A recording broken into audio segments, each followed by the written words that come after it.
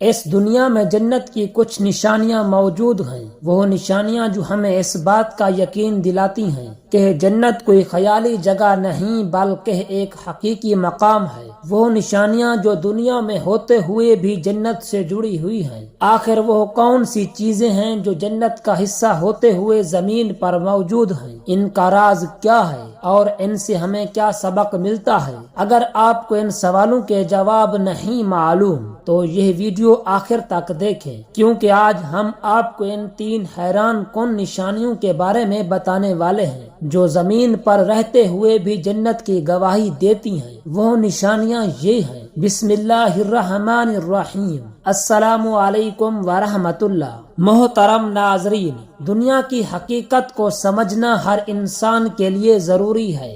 یہ دنیا ایک امتحان ہے، ایک عارضی قیام جہاں ہم اللہ تبارک و تعالیٰ کی رضا کے مطابق زندگی گزارنے آئے ہیں۔ ہمارے لیے سب سے بڑی خوشخبری یہ ہے کہ ہمارے پیدا کرنے والے رب نے ہمارے لیے ایک ابدی زندگی کا وعدہ کیا ہے، ایک ایسی زندگی جہاں کوئی غم نہیں، کوئی تکلیف نہیں، بس سکون، رحمت اور دائمی خوشیاں ہیں۔ یہ جنت ہے، وہ جگہ جہاں جانے کے لیے ہر مومن دعا کرتا ہے، ہر عبادت گزار اپنی محنتیں کرتا ہے اور ہر گناہگار اللہ تبارک و تعالیٰ کی مغفرت مانگتا ہے۔ مگر کیا آپ نے کبھی سوچا کہ جنت کیسی ہوگی؟ کیا آپ نے کبھی تصور کیا کہ جنت کی نعمتیں کس قدر شاندار ہوں گی؟ اللہ تعالیٰ نے ہمیں دنیا میں کچھ ایسی نشانیاں دی ہیں جو جنت کے حسن، اس کی حقیقت اور اس کے وجود کی گواہی دیتی ہیں۔ یہ نشانیاں ہمیں بتاتی ہیں کہ جنت کوئی خیالی بات نہیں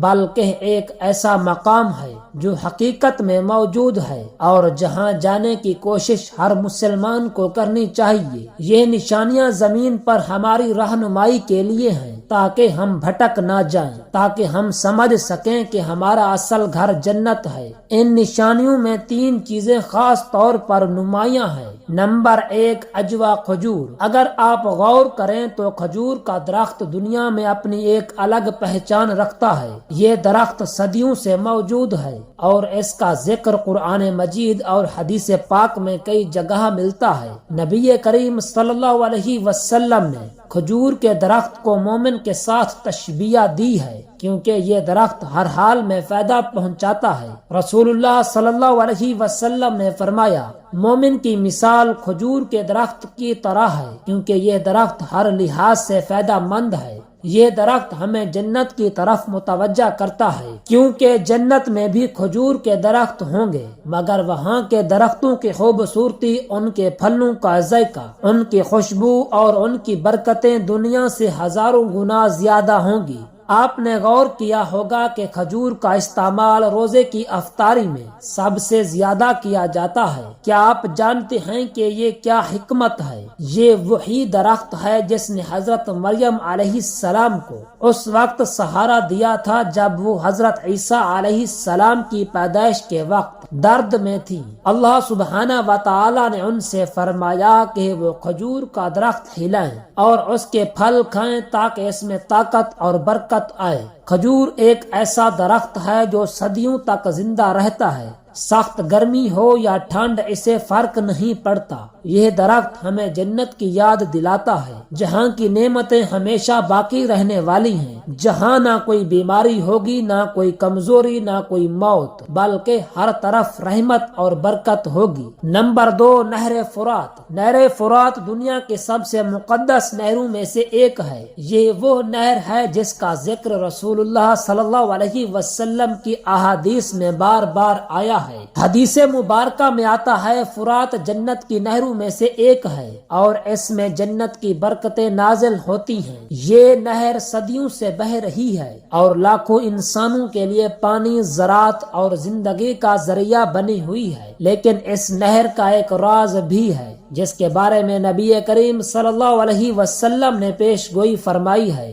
رسول اللہ صلی اللہ علیہ وسلم نے فرمایا کہ قیامت کے قریب نہر فرات کے نیچے سے سونے کا خزانہ ظاہر ہوگا اور لوگ اس پر جھگڑیں گے یہاں تک کہ بہت سے لوگ مارے جائیں گے۔ پھر آپ صلی اللہ علیہ وسلم نے نصیحت فرمائی کہ جو اس وقت موجود ہو وہ اس خزانے کی تلاش نہ کرے، کیونکہ یہ دنیاوی لالچ کا ایک بڑا امتحان ہوگا۔ یہ نہر ہمیں جنت کی اصل نہروں کی جھلک دیتی ہے۔ جنت میں پانی کی نہریں ہوں گی مگر ان کا پانی کبھی خراب نہیں ہوگا۔ ان میں دودھ کی نہریں ہوں گی مگر وہ کبھی کھٹا نہیں ہوگا۔ ان میں شہد کی نہریں ہوں گی مگر وہ کبھی خراب نہیں ہوگا۔ دنیا کی نہریں وقتی ہیں، ان میں پانی خشک ہو سکتا ہے، آلودہ ہو سکتا ہے، مگر جنت کی نہریں ہمیشہ بہتی رہیں گی اور ان کا پانی ہمیشہ پاک اور شیریں ہوگا۔ نمبر 3، حجرہ اسود۔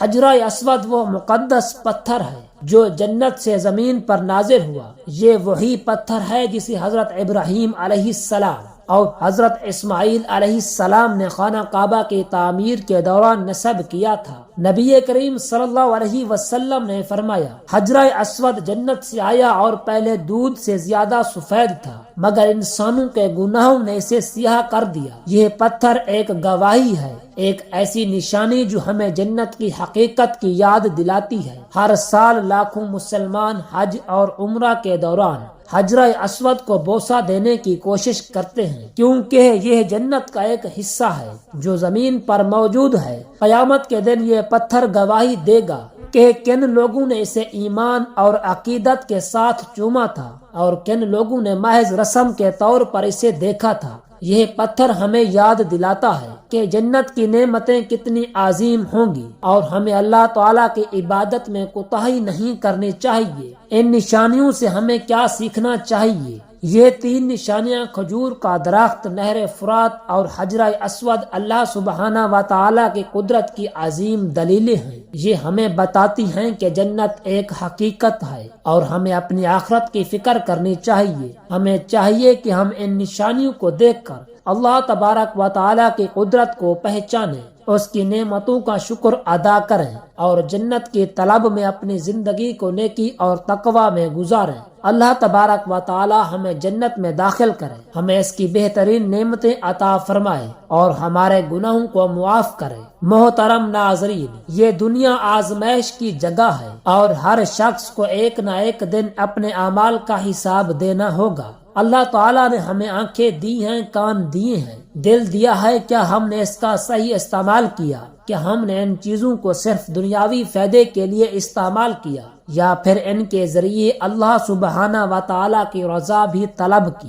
بہت سے لوگ جنت کی باتیں سنتے ہیں، جنت کی نشانیاں دیکھتے ہیں، لیکن ان کے دل میں عمل کی آگ نہیں بھڑکتی۔ وہ دنیا کی نعمتوں کا تصور کرتے ہیں مگر ان کے لیے جو قربانیاں دینی پڑیں گی ان پر توجہ نہیں دیتے۔ کیا ہم نے کبھی سوچا کہ اگر ہم چاہتے ہیں کہ ہمارے قدم جنت کی طرف بڑھیں تو ہمیں اپنی زندگی کا راستہ بھی جنت کی طرف موڑنا ہوگا؟ ایمان صرف زبان سے نہیں، عمل سے ثابت ہوتا ہے۔ نبی اکرم صلی اللہ علیہ وسلم نے فرمایا، تم میں سے بہترین وہ ہے جس کا اخلاق سب سے اچھا ہے۔ کیا ہمارا اخلاق واقعی ایسا ہے؟ اگر کوئی ہم سے برا سلوک کرے تو ہم بھی جواب میں برا سلوک کرتے ہیں۔ اگر کوئی ہمیں دھوکہ دے تو ہم بھی موقع ملنے پر دھوکہ دینے کے لیے تیار ہوتے ہیں۔ اگر دنیا ہمیں آزماتی ہے تو ہم گناہوں کی طرف بھاگ جاتے ہیں۔ یہ جنت میں لے جانے والا راستہ نہیں ہے۔ جنت ان کے لیے ہے جو خود کو بدلے، جو اپنے اخلاق کو سنوارے، جو دوسروں کے لیے بھلائی کا ذریعہ بنے۔ نیک عمل کے بغیر جنت کی خواہش دھوکہ ہے۔ ہم سب جنت کی خوبصورتی کے بارے میں پڑھتے ہیں، سنتے ہیں اور اس کے خواب دیکھتے ہیں، لیکن کیا ہم نے خود سے پوچھا کہ ہم جنت کے لیے کیا کر رہے ہیں؟ ہماری نماز کیسی ہے؟ کیا ہم سستی کرتے ہیں؟ ہمارا روزہ کیسا ہے؟ آج ہی اللہ سبحانہ و تعالی سے اپنے گناہوں کی معافی مانگو اور نیک اعمال کی طرف قدم بڑھاؤ۔ اللہ تعالی ہمیں جنت میں داخل ہونے کی توفیق دے اور ہمیں اس راستے پر چلنے والا بنا دے جو جنت کی طرف لے جاتا ہے۔ آمین ثم آمین۔